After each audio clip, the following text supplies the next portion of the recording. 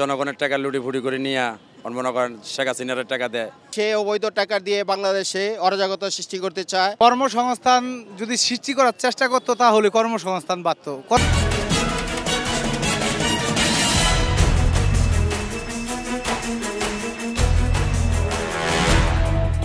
দর্শক শুভেচ্ছা। ক্ষমতা নাকি জনতা, আপনি কোন পক্ষে?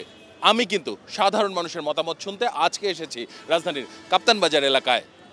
আমি আসিফ সুমিত, ২১শে টেলিভিশনের নিয়মিত আয়োজন জনতার কথা অনুষ্ঠানে শুনবো সাধারণ মানুষের মতামত। আমাদের প্রত্যাশা দেশে শক্তিশালী গণতন্ত্র, আমরা চাই সরকারকে সহায়তা করতে। দর্শক শুরুতে একটি প্রসঙ্গ উল্লেখ করতে চাই। সম্প্রতি গণমাধ্যমে খবর প্রকাশিত হয়েছে যে বাংলাদেশের বিতর্কিত ব্যবসায়ী এস আলম, যিনি দেশ থেকে বিপুল পরিমাণ অর্থ নিয়ে বিদেশ পালিয়েছেন বলেও অভিযোগ রয়েছেন, তিনি দিল্লিতে আওয়ামী লীগ সভাপতি শেখ হাসিনার সঙ্গে দেখা করেছেন এবং যেখানে শত কোটি টাকার উপরে লেনদেন হয়েছে বলেও অভিযোগ রয়েছে। মূলত এই ব্যবসায়ীর সঙ্গে আওয়ামী লীগ প্রধানের বৈঠক এবং এই অর্থ লেনদেনের বিষয়ে সাধারণ মানুষ কি মনে করেন, কেনই বা এমনটি ঘটেছে, কি মনে হয়?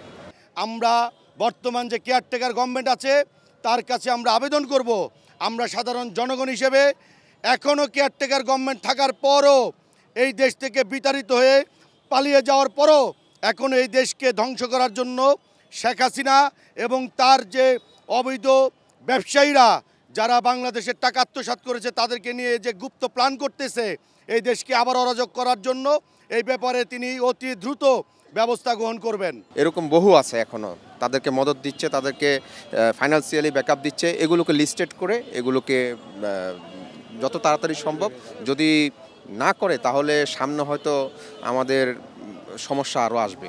জনগণের টাকা লুটিফুটি করে নিয়ে মনে করেন শেখ হাসিনার টাকা দেয়, ২০০০ কোটি টাকা দেয় দেশের মধ্যে আরও অজাগরকরণের লেগে, দেশের মধ্যে আরও ক্ষতিকরণের লেগে।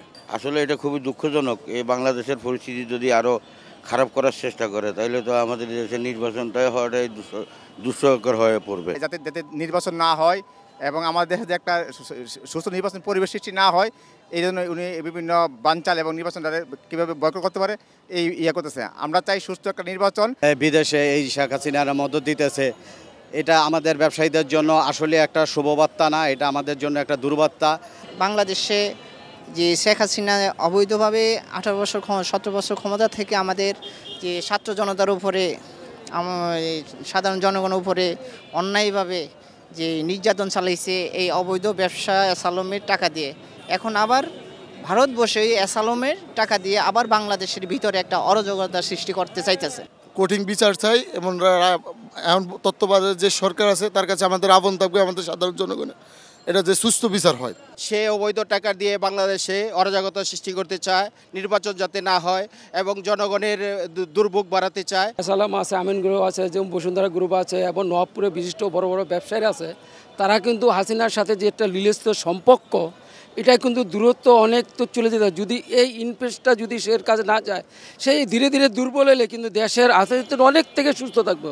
হাসিনা সরকারের যে টাকাগুলো দিচ্ছে এরকমভাবে, তো ব্যবসা বাণিজ্য দেশে এমনি খারাপ, তার উপরে বলে করে এভাবে যে টাকা পাচার করে দেশের জন্য আরও ক্ষতি হয়ে গেলো। এভাবে তো দেশে ব্যবসা বাণিজ্য আর উন্নত হবে না। অনেক ধন্যবাদ আপনাকে। দর্শক, আপনারা শুনছিলেন সাধারণ মানুষের প্রতিক্রিয়া।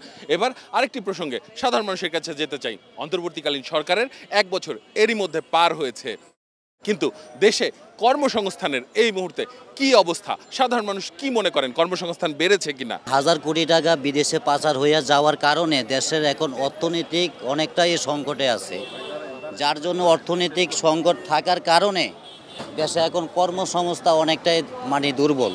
কর্মসংস্থান যদি সৃষ্টি করার চেষ্টা করতো তাহলে কর্মসংস্থান বাড়ত। কর্মসংস্থান তো সৃষ্টি করার চেষ্টাই করে নাই। কেয়ারটেকার গভর্নমেন্ট এসেছে, তিনিও নতুন করে কোনো প্রজেক্ট চালু না করায় আমরা কি করেছি, আমার প্রতিষ্ঠানে 10 জন স্টাফ চাকরি করতো, আমি 8 জনকে বিদায় করে দিয়ে 2 জন রেখেছি, তাও তাদের বেতন দিতে আমার কষ্ট হচ্ছে। আমি আমার প্রতিষ্ঠানে ভাড়া, গোডাউনের ভাড়া দিতে আমি কষ্ট পাচ্ছি। স্বৈরাচার আমলে ছোট ছোট কোম্পানি বা বড় বড় কোম্পানির মাধ্যমে দেশের যে জনগণের টাকাগুলো লুট করে নিয়ে গেছে, এই টাকাগুলো লুট করে নিয়ে যাওয়ার পর তো দেশের ব্যবসায়িকরা ব্যবসা করতে পারতেছে না, এই জন্য কর্মস্থানও সব কিছু বন্ধ। সব ব্যবসায়ীরা বর্তমানে দুর্বল, আমাদের ব্যবসা বাণিজ্য সব অবস্থা খারাপ, বাসা ভাড়া দিতে পারি না যে 2-3 মাস। বর্তমানে ফ্যামিলি সব দেশের বাড়ি পাঠাই দিছি অভাবের কারণে, বাসা ভাড়া দিতে পারি না। যে বাসায় থাকতাম অনেকদিন গালাগালি পর আমরা নামাই দিচ্ছি, তারপর দেশে পাঠিয়ে দিই, সব দেশিতেই আছে। বাংলাদেশে যত এমপি মন্ত্রী ছিল সবাই চলে গেছে পলায়, তারা তো যাওয়ার সময় টোল টুপলা গুছাই নিয়ে সব চলে গেছে। এখন তো বাংলাদেশে একদম পুঁজি ছাড়া হয়েছে, এই জন্যে বাংলাদেশে অর্থনৈতিক সংকট। অনেক ধন্যবাদ আপনাকে। দর্শক, আপনারা শুনছিলেন সাধারণ মানুষের প্রতিক্রিয়া। সাধারণ মানুষ কিন্তু তাদের ভাবনাগুলো অসাধারণ, তাদের চিন্তা অনেক সূক্ষ্ম ও গভীর। দর্শক, জনতার কথা দেখতে প্রতি শনি, রবি, মঙ্গল এবং বুধবার চোখ রাখুন 21শে টেলিভিশনে। সঙ্গে থাকবো আমি আসিফ সুমির।